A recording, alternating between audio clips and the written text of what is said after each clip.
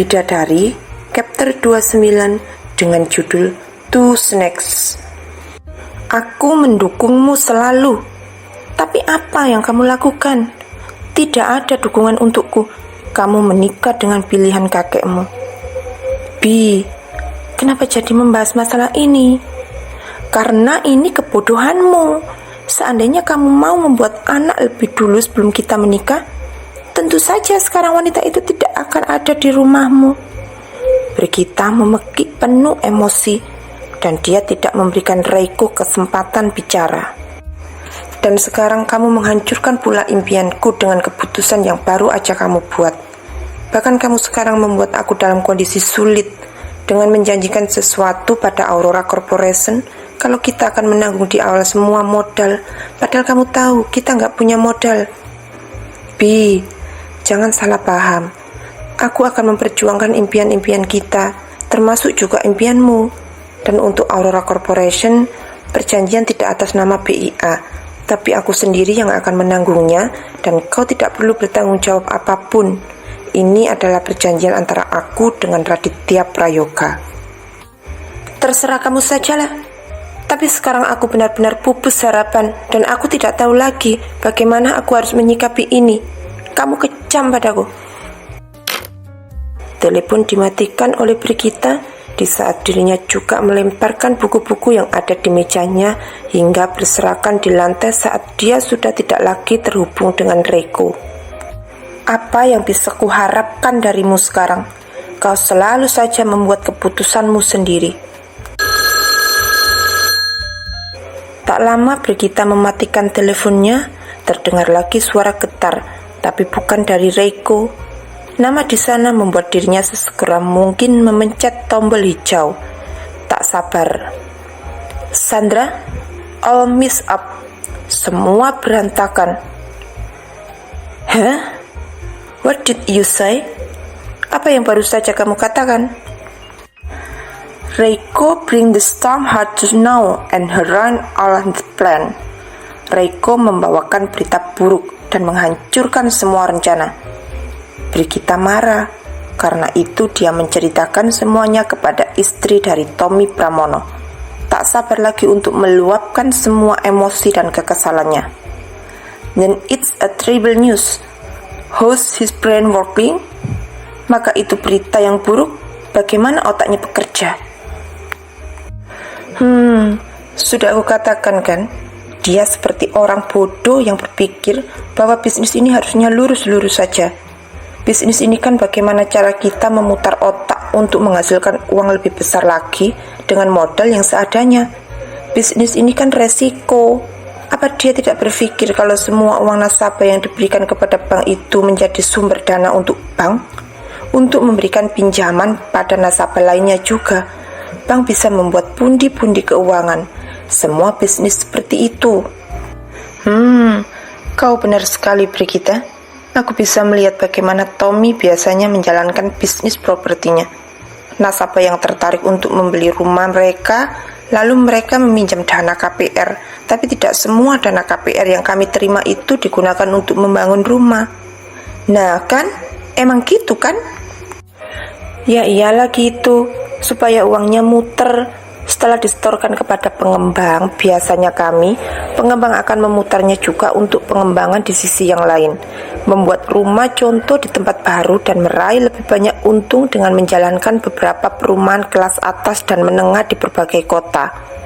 Makanya rumah-rumah sekarang jadinya dalam kisaran waktu 5 tahun karena dana itu tidak langsung dibangunkan dalam bentuk rumah.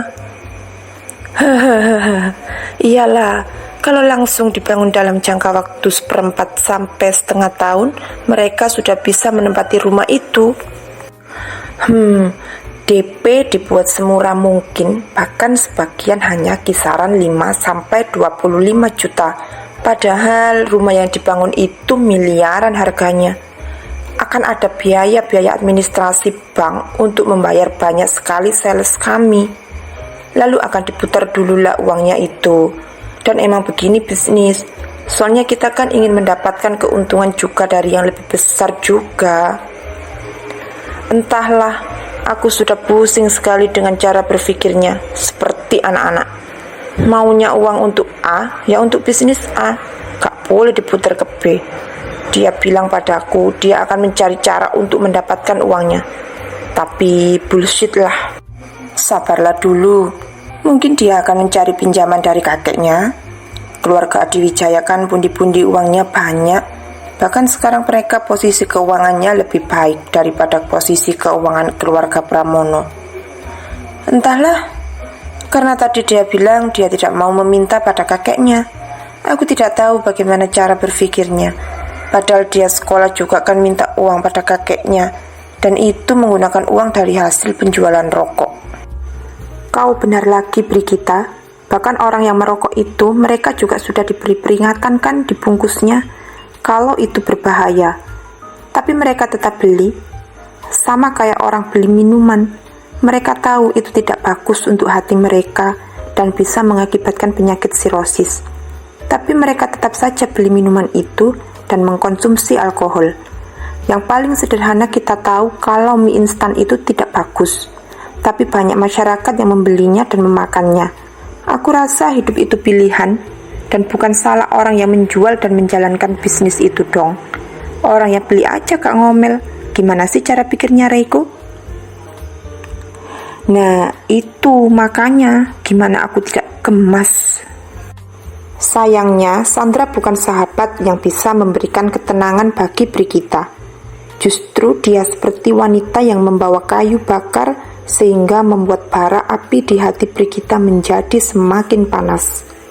Sungguh kedatangannya di waktu yang tepat di mana emosi memang sedang memuncak, dan ini membuat ledakan kemarahan yang cukup dahsyat di kepala Brigita. Luapan kekesalan yang tak bisa lagi dibendung. Aku tidak bisa membuat impianku berantakan begitu saja, tapinya Sandra. Sabarlah dulu. Apa kau mau aku beritahu bagaimana caranya supaya kau bisa membuat Reiko mewujudkan impianmu? Dia sudah gagal melakukannya. Lalu aku harus bagaimana? Hei, sabarlah dulu. Dia masih punya potensi kataku dari keluarganya.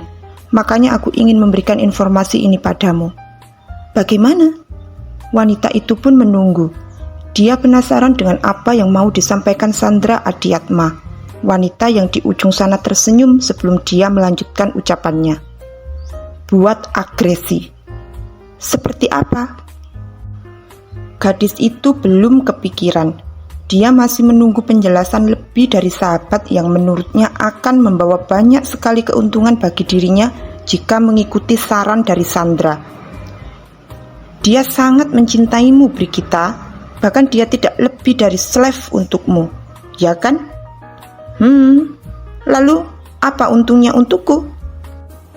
Brigita masih belum paham, tapi sekarang kondisinya dia sudah lebih stabil dan dia memilih untuk duduk di sofa ruang kerjanya. Brigita masih membiarkan buku berserakan di lantai. Kau jangan mau juga dia memintamu tidur denganmu. Jangan mau jika dia membaik-baikkan dirimu.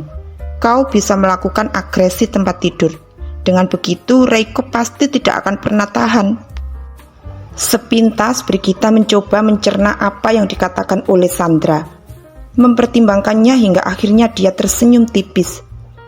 Maksudmu dengan begini dia akan mau meminta pada kakeknya? Karena aku tidak mungkin melewatkan kesempatan untuk mengambil tender dari MTC. Kau tahu kan, itu milik Gerald Peterson. Dan keluarga Peterson adalah keluarga terkaya di dunia. Number 1. Hahaha. Ya, tunggu dulu. Kau ini ingin mengambil kesempatan untuk menang tender itu? Atau kau ingin mencari modus mengejar Gerald sih? Kok aku curiga? Hahaha. Aku hanya heran dengan orang kaya itu saja. Kata orang, dia adalah seseorang yang sulit untuk ditemui. Bagaimana dia bisa bekerja sama dengan satu perusahaan kalau dia sendiri tak terlihat? Kan ini tidak masuk akal. Bahkan dia menghindar dari media. Belum ada yang berhasil meliput fotonya juga. Keluarganya juga terkesan menutupi jati dirinya. Sampai kadang aku berpikir dia itu hanya boneka yang sebenarnya tidak ada wujudnya loh. Hahaha, aku sungguh penasaran dengannya. dan bahkan suamimu sendiri yang katanya kini sudah dalam tahap final sebagai pengembang yang kemungkinan akan menggarap pembangunan resort dan taman bermain terbesarnya di Bali, belum pernah bertemu dengannya, bukan? Jep, kami belum pernah bertemu dengannya, dan katanya setelah tender ini menang, baru kami akan berangkat ke Perancis, lalu kami akan menandatangani semua dengannya. Aku juga banyak berharap sih dengan tender itu, untuk mengembalikan bisnis keluargamu menjadi nomor 1 di Indonesia, bukan? Hahaha, kau benar sekali. Ini yang menyebalkan untukku. Bagaimana keluarga Prayoga bisa menyaingi bisnis kami? Padahal Raditya Prayoga tidak lebih dari seorang pemimpin yang congak. Sangat menyebalkan. Kemarahan dan emosi Sandra juga didukung oleh Brigita yang memiliki pemikiran sama. Ya, aku rasa dia orang yang sangat menyebalkan juga karena dia berhasil melakukan cuci otak pada Reiko, membuat Reiko mengambil sebuah keputusan seperti seseorang yang idiot. Hahaha. Ya sudah, jangan marah-marah lagi. Saranku, kau lakukan saja sesuai yang tadi aku katakan. Istri dari Tommy Pramono itu pun membawa Brigita ke pembicaraan yang memang sedang mereka bahas dan membuat Brigita kembali tersenyum. Kau benar. Lagi pula sekarang Reiko juga terdesak dengan uang untuk modal kerjasama itu, kan? Satu-satunya jalan untuk mendapatkan impianmu adalah membuat kakeknya membagikan harta warisan saat ini juga, Brigita. Lagi-lagi sebuah impian besar terbuka depan mata kekasih Reiko itu. Kau memang penyelamatku, Sandra. Kau benar lagi. Hahaha. Saranmu ini bisa membuat aku menyelesaikan satu urusanku yang lain. Urusan apa itu? Tanya Sandra yang ikut penasaran maksud dari ucapan Brigita barusan. Setelah warisan keluarganya dibagikan, itu berarti wanita kampung yang dinikahi Reiko bisa kami usir dari apartemennya.